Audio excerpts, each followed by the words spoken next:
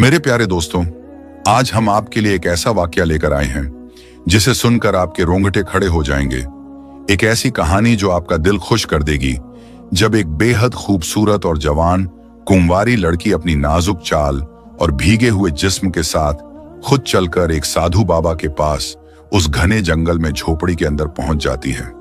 और फिर जो कुछ उस खिलाड़ी और सयाने साधु बाबा ने उस अनाड़ी और सहमी हुई लड़की के साथ किया, वो सुनकर आप भी हैरान रह जाएंगे। वो जंगल कोई आम जगह नहीं थी, वो एक खौफनाक और सुनसान इलाका था, जहां आदमी तो क्या, जानवर भी रात में खामोशी से निकल जाए तो गनीमत माने। उसी जंगल में एक बूढ़ा साधु बाबा करीब 60 बरस का था, लेकिन उसकी कदकाठी और आंखों की चमक में आज भी जवानी बाकी थी। वो कई बरसों से अकेले जंगल में एक छोटी सी झोपड़ी बनाकर अपनी तन्हाई को जी रहा था। एक बार रात, आधी रात का वक्त था, जब हवा भी डरकर सरसराने लगी थी और बादल जैसे गुस्से में गरज रहे थे। बिजली बार बार आकाश को फाड़ रही थी और तेज बारिश ने जंगल की हर शाख को हिला रखा था। साधु बाबा रोज की तरह अपनी झोपड़ी के अंदर बैठे हुए थे, कुछ सोचते, कुछ गुनगुनाते हुए। तभी अचानक झोपड़ी के बाहर से एक दस्तक सुनाई दी। एक बार की दस्तक नहीं, बार बार की खटखटाहट, जैसे कोई जान बचाकर वहां आया हो। बाबा चौंक गया कि इस वीराने में आधी रात को कौन हो सकता है। उसने फौरन उठकर दरवाजा खोला तो जो मंजर सामने था देखकर खुद उसकी आंखें भी कुछ पल को झपकना भूल गईं। सामने खड़ी थी एक बला की खूबसूरत नौजवान लड़की, और बारिश की वजह से उसके बदन की हर लकीर साफ दिख रही थी।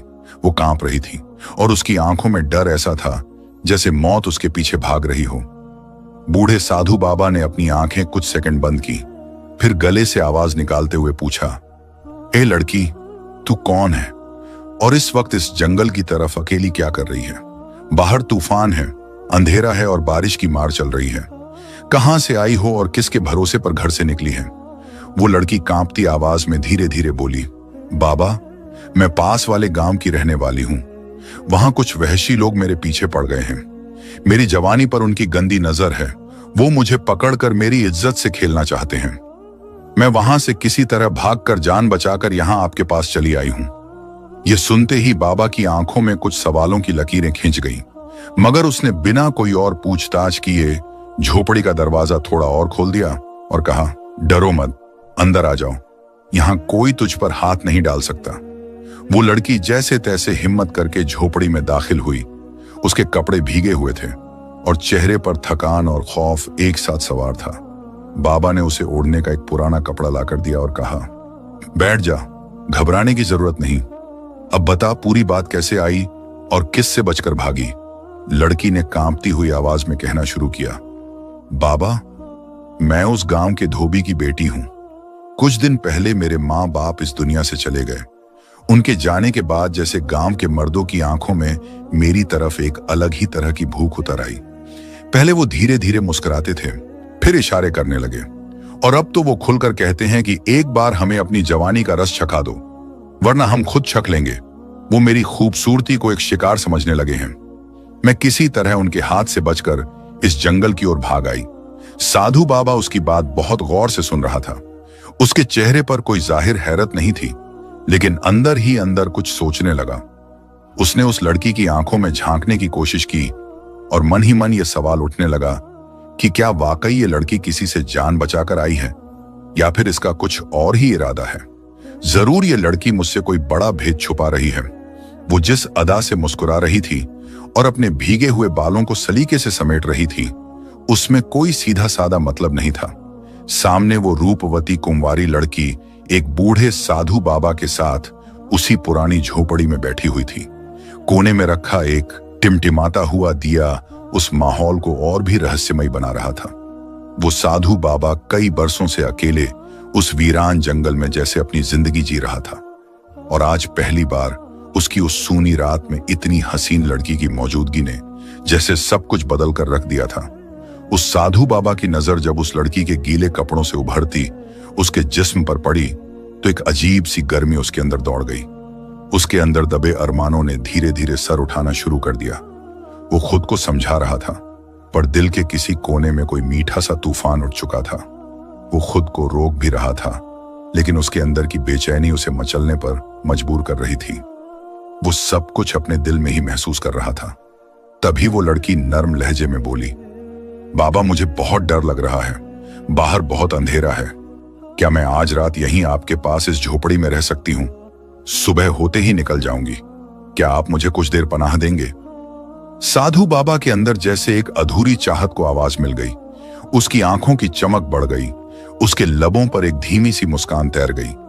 उसने अपनी खामोश खुशी को दबाते हुए कहा, हाँ सुंदरी, इस रात की आंधी से डरने की जरूरत नहीं। तू इस झोपड़ी में बेफिक्र होकर रह सकती है। बाहर चाहे जितनी भी आंधी तूफान हो, यह जगह तेरे लिए महफूज है। बहुत घना अंधेरा था और बारिश लगातार तेज हो रही थी। वो लड़की धीरे से उठी, कोने में जाकर लेट गई और कहने लगी, बाबा मेरी आंखें भारी हो रही हैं, अब मुझे नींद आ रही है। उसके लेटते ही साधु बाबा के अंदर एक हलचल सी मच गई, जैसे कई बरसों से सोया हुआ उसका मन आज पहली बार करवट ले रहा था। उसके दिल की धड़कन तेज हो गई और आंखें उस सोई हुई लड़की की ओर टिक गई। उस रात वो साधु बाबा कोई साधु नहीं, बल्कि एक मर्द बन चुका था, जिसके अंदर की तन्हाई उस लड़की की मौजूदगी से जैसे चीख रही थी, पर वो अभी भी खुद पर काबू रखे बैठा था। उस बेचैनी में उसके लिए हर लम्हा जैसे बरसों जितना लंबा होता जा रहा था। वो सोचने लगा कि आज की रात कैसे कटेगी, मुझे कुछ समझ में नहीं आ रहा था। दिल में एक अजीब सी बेचैनी थी और मन में हलचल उठ रही थी। सोच रहा था कि क्या करूं, कौन सा ऐसा तरीका निकालूं जिससे इस रात की खामोशी से बचा जा सके। साधु बाबा भी उसी झोपड़ी के एक कोने में लेट गया, आंखें बंद कर लीं और सोने की कोशिश करने लगा, लेकिन नींद तो जैसे उससे रूठ चुकी थी। लाख बार करवटें बदली, दिल को समझाया, पर दिल की धड़कनें और तेज होती गईं, क्योंकि उसके अंदर सालों से दबे जज्बात अब बेकाबू होने लगे थे। तभी उस सन्नाटे को उस लड़की की सिसकी ने तोड़ा। बाबा फौरन उठकर बैठ गया और देखा कि वही लड़की धीरे धीरे रो रही थी। आंखों से आंसू बह रहे थे और चेहरा जैसे किसी गहरे दर्द से भरा हुआ था। बाबा उसके पास जाकर बैठ गया और धीरे से पूछा, क्या हुआ लड़की, तुम क्यों रो रही हो? लड़की ने रोते हुए कहा, बाबा मेरे साथ जो बीत चुकी है वो मैं किसी को बता भी नहीं सकती। ये सुनकर साधु बाबा के होश उड़ गए। उसने हैरानी से कहा, ऐसी कौन सी राज की बात है जो किसी को नहीं बताई जा सकती? अगर तेरा दिल कहे तो मुझे बता दे, शायद मैं कुछ समझ सकूं। वो लड़की बाबा की तरफ देखते हुए बोली, बाबा मैं वो नहीं हूं जो तुम समझ रहे हो। मैं कोई सीधी सादी लड़की नहीं हूं, बल्कि मैं बहुत गिरी हुई और बद किरदार लड़की हूं। साधु बाबा को जैसे किसी ने अंदर से झटका दे दिया हो। वो लड़की अब कुछ ऐसा बताने वाली थी जिसे सुनकर कोई भी कांप जाए। उसने बाबा की आंखों में देखकर कहा, मैं कोई आम लड़की नहीं हूं, मैं एक भटकती हुई आत्मा हूं। ये सुनते ही बाबा के जैसे पैरों तले जमीन खिसक गई। उसका मुंह सूख गया और कांपते हुए बोला, क्या क्या सच में तू आत्मा है? मैं कैसे मान लूं तेरी ये बात, मुझे यकीन नहीं हो रहा है। लड़की बोली, बाबा मुझे मालूम था कि तुम यही कहोगे, इसीलिए मैं अपनी पिछली जिंदगी की पूरी सच्चाई बताती हूँ। फिर लड़की बोलने लगी, कुछ अरसा पहले की बात है। मैं बाबा एक धोबी थे। हमारे गांव में एक तालाब के किनारे बड़ा सा बरगद का पेड़ है। हम गांव की लड़कियां इकट्ठी होकर उस तालाब से घर के लिए गारा लाठी और उसी में नहाने जाती थीं। एक दिन मुझे उसे बरगद के पेड़ पर एक अजीब सा खूबसूरत नौजवान दिखाई दिया। सब लड़कियां चली गईं और मैं उसे देखते रह गई। वो मुझे हासिल करना चाहता था, यानी मुझसे शादी करना चाहता था। मैंने अपने बड़े बुजुर्गों से सुना था कि इस पेड़ पर कोई साया रहता है। मैं समझ गई यही वो साया है, और उसके बाद मुझे उसका नाम सुनना भी पसंद नहीं था। पर वो मेरी ना सुनने को तैयार ही नहीं था। जब उसने देखा कि मैं उसे किसी भी हाल में नहीं चाहती हूं, तो उसने मुझ पर जादू कर दिया। उस जादू के असर से मैं उसकी कैद में आ गई। वो मेरी मर्जी के खिलाफ मुझसे शादी कर बैठा, लेकिन वह चाहता था कि मैं खुशी खुशी अपने आप उसके हवाले कर दूं। वो कभी भी मेरे साथ जबरदस्ती नहीं कर सकता। लेकिन मैंने उसे सुहाग रात में खुद के पास फटकने भी नहीं दिया। उसके बाद वो मुझसे नफरत करने लगा और गुस्से में मुझे पीटने लगा। जब मैं बिल्कुल अधमरी सी हो गई तो उसने मुझे आखिरी वक्त में कहा, तू मर जाएगी, लेकिन तेरी आत्मा तब तक चैन नहीं पाएगी जब तक तू किसी बूढ़े आदमी के साथ हमबिस्तरी नहीं करेगी। बाबा ये सुनकर सकते में आ गया। उसके दिल में डर का तूफान उठने लगा।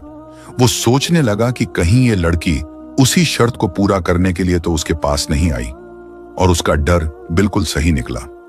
लड़की ने बाबा का हाथ पकड़ लिया और बोली, बाबा मैं सच कह रही हूं, अगर तुम मेरे साथ आज की रात नहीं बिताओगे तो मेरी आत्मा ताउम्र इस जंगल में भटकती रहेगी। साधु बाबा डर के मारे कांपने लगा। उसके जिस्म से पसीना बहने लगा। वो जिसे एक बेसहारा लड़की समझ रहा था और दिल ही दिल में उसके लिए कुछ महसूस करने लगा था, वो अब खुद को एक भटकती आत्मा बता रही थी। बाबा उसे डरते हुए देख रहा था, लेकिन उसकी खूबसूरती वैसी ही थी जैसे किसी अप्सरा की हो। लड़की ने फिर धीरे से कहा, बाबा एक रात की ही तो बात है। अगर तुम आज की रात मेरे साथ ताल्लुक बना लोगे तो मेरी रूह को सुकून मिल जाएगा और आपकी रात भी रंगीन हो जाएगी। बाबा का दिल डर गया और बदन पसीने से भर गया था, लेकिन उससे पहले कि वो कुछ जवाब दे पाता, लड़की उसके बदन पर अपना हाथ फेरने लगी। उसके चेहरे के पास आकर उसकी सांसों में समाने लगी। तभी अचानक झोपड़ी के बाहर से एक अजीब सी डरावनी आवाज आई। बाबा फौरन घबराकर उठा और बाहर की तरफ भागा तो देखा कि सामने एक ऊंचे दरख्त के ऊपर एक खौफनाक जिन बैठा हुआ है। जैसे ही बाबा की नजर उस जिन पर पड़ी, वो जिन इंसान की शक्ल में सीधा बाबा की ओर बढ़ने लगा। बाबा ने भागते हुए लड़की की तरफ देखा और पूछा, ऐ लड़की, तू आखिर है कौन? मगर लड़की ने कोई जवाब नहीं दिया। उसका चेहरा बिल्कुल खामोश था, जैसे किसी और ही दुनिया में चली गई हो। अब वो जिन बाबा के बिल्कुल पास आ चुका था और उसकी आंखें आग की तरह चमक रही थीं। बाबा ने कांपती हुई आवाज में पूछा, तू कौन है? जिन गरजती हुई आवाज में बोला, मैं वही हूं जिसने इस लड़की को तेरे पास भेजा है। अब बाबा को सब समझ में आ चुका था कि यह सब एक जाल था। उस जिन ने लड़की को अपने कब्जे में कर रखा था और उसी के जरिए साधु बाबा को फंसाने की कोशिश कर रहा था। बाबा ने गुस्से में कहा, तेरा ये काला जादू मुझ पर काम नहीं करेगा। तू क्या समझा कि एक जवान लड़की को भेजकर मुझे भटका देगा? जिन हंसते हुए बोला, भटक तो तू पहले ही चुका था। अगर ये लड़की खुद को आत्मा न बताती तो तू अब तक अपने जज्बातों में बह चुका होता। बाबा ने शर्म से लड़की की तरफ देखा। वो लड़की अब सिर झुकाए बैठी थी। उसकी आंखों में पछतावे के आंसू थे। वो सोच रही थी कि वो कितना बड़ा पाप करने जा रही थी। जिन ने गरज कर कहा, अब तू मेरे जाल में फंस चुका है बाबा। साधु बाबा ने आंखें बंद कर लीं और मन ही मन सोचने लगा, आखिर इस मुसीबत से कैसे निकलूं? और फिर उसने अपनी आंखें खोली और लड़की की तरफ देखा और कहा, अगर तेरे अंदर सच में कुछ इंसानियत बाकी है तो अपने दिल पर हाथ रखकर खुद से एक सवाल कर कि तुम आखिर ये क्या करने जा रही थी? मैंने अपनी जिंदगी में आज तक किसी भी औरत के साथ कोई गलत काम नहीं किया, फिर तुम क्यों मेरी उस मेहनत को बर्बाद करना चाहती थी जो मैंने सालों से अपने अंदर की बुराई से लड़कर संभाली है? तुम एक बार अपने अंदर झांक कर देखो, सोचो और समझो और खुद से सवाल करो कि आखिर तुम क्या कर रही थी और क्यों कर रही थी। ये सारी बातें बाबा उस लड़की से कह ही रहा था कि तभी वो जिन फिर से बोल पड़ा और कहने लगा, ऐ बाबा, अब कुछ नहीं हो सकता। अब बहुत देर हो चुकी है। जो होना था वो अब होना ही पड़ेगा। उस वक्त लड़की ने कांपते हुए बाबा की तरफ देखा और बोली, बाबा, मुझे नहीं मालूम कि क्या सही है और क्या गलत है। मुझे तो सिर्फ इतना समझ आता है कि किसी भी तरह मेरी इस बेचैन आत्मा को राहत मिल जाए। बाबा ने शांत लहजे में जवाब दिया, ऐ लड़की, सुकून पाने का कोई आसान रास्ता नहीं होता। अपने अंदर की आग को बुझाने के लिए तुम्हें खुद को जानना पड़ेगा, खुद को पहचानना पड़ेगा और अपने लिए, अपने अंदर की भटकती आत्मा के लिए खुद ही लड़ना पड़ेगा। फिर बाबा ने अपनी आंखें धीरे से बंद कर लीं और बहुत गहरे लहजे में कहा, यह एक आत्मा की लड़ाई है। इसमें कोई तुम्हारा साथ नहीं दे सकता। तुम्हें यह जंग अकेले ही लड़नी होगी। बाबा की यह बात सुनकर लड़की जैसे जाग गई। उसने धीरे से आंखें बंद की और बहुत नरमी से कहा, साधु बाबा, शायद आप सही कह रहे हैं। अब मुझे अपनी लड़ाई खुद ही लड़नी होगी। फिर उसने अपनी आंखें खोलते ही उस जिन की तरफ देखा और गरजती हुई आवाज में बोली, हाँ, मैं तैयार हूं। अब मैं खुद को और अपनी रूह को आजाद करने के लिए पूरी तरह तैयार हूं। वो लड़की आगे बढ़ी। उसका चेहरा अब डर से नहीं बल्कि हिम्मत से भरा हुआ था। उसने अपना हाथ आगे बढ़ाया और उस खतरनाक जिन को पकड़ने की कोशिश की। वो जिन उसे रोकने की कोशिश करता है, लेकिन तब तक बहुत देर हो चुकी होती है। लड़की का हाथ उस जिन के हाथ से टकराता है और उसी पल आसमान में एक भयंकर तूफान उठता है। हवा की रफ्तार इतनी तेज हो जाती है कि पूरा जंगल कांपने लगता है। वो जिन हवा में चिल्लाते हुए उड़ने लगता है। वो अपने आप को बचाने की बहुत कोशिश करता है, लेकिन अब सब कुछ खत्म हो चुका था, क्योंकि अब उस लड़की में वो ताकत आ चुकी थी जो किसी भटकी हुई आत्मा को रिहाई दिला सकती है। वो लड़की अब किसी की मोहताज नहीं रही। वो अब अपनी ताकत से उस जिन का खात्मा करने जा रही थी। वो चीखता है और तड़पता है, लेकिन लड़की का चेहरा सख्त है। उसकी आंखों में अब कोई डर नहीं, बल्कि बदला और सुकून भरा संतोष है। उस लड़की ने पूरी ताकत से उस जिन को जकड़ लिया और आखिरी झटका देकर उसकी रूह को फाड़ कर रख दिया, और उसी के साथ वो जिन हवा में जलता हुआ भस्म हो गया। जब तूफान थमा और झोपड़ी के अंदर की रोशनी धीरे धीरे वापस आई, तब लड़की ने अपनी आंखें खोली और देखा कि साधु बाबा उसके सामने खड़े हैं। उसके चेहरे पर कोई नाराजगी नहीं थी, बल्कि एक संतोष भरी मुस्कान थी। वो लड़की बहुत शर्मिंदा सी महसूस कर रही थी। उसने धीरे से बाबा के सामने सिर झुकाया और कहा, बाबा, मुझसे बहुत बड़ी भूल होने वाली थी। आपने मुझे उस जिन से बचा लिया। मैं तहे दिल से आपका शुक्रिया अदा करती हूं। बाबा ने सादगी से मुस्कुराते हुए कहा, कोई बात नहीं, ये तो मेरा फर्ज था। भटके हुए को रास्ता दिखाना ही तो असली सेवा है। अब तुम आजाद हो, जहां चाहो वहां जा सकती हो। वो लड़की झोपड़ी से बाहर निकली। अब उसकी चाल में डर नहीं, बल्कि रिहाई की ठंडी हवा थी। वो जंगल के उस रास्ते पर चल पड़ी जहां से कोई आत्मा फिर कभी लौटकर नहीं आती। दोस्तों, उम्मीद है कि आज की ये कहानी आपको पसंद आई होगी। अगर वाकई में आपको ये वीडियो अच्छी लगी हो तो दिल से लाइक जरूर कीजिए, चैनल को सब्सक्राइब कीजिए और उस बेल वाले बटन को भी दबा दीजिए। शुक्रिया।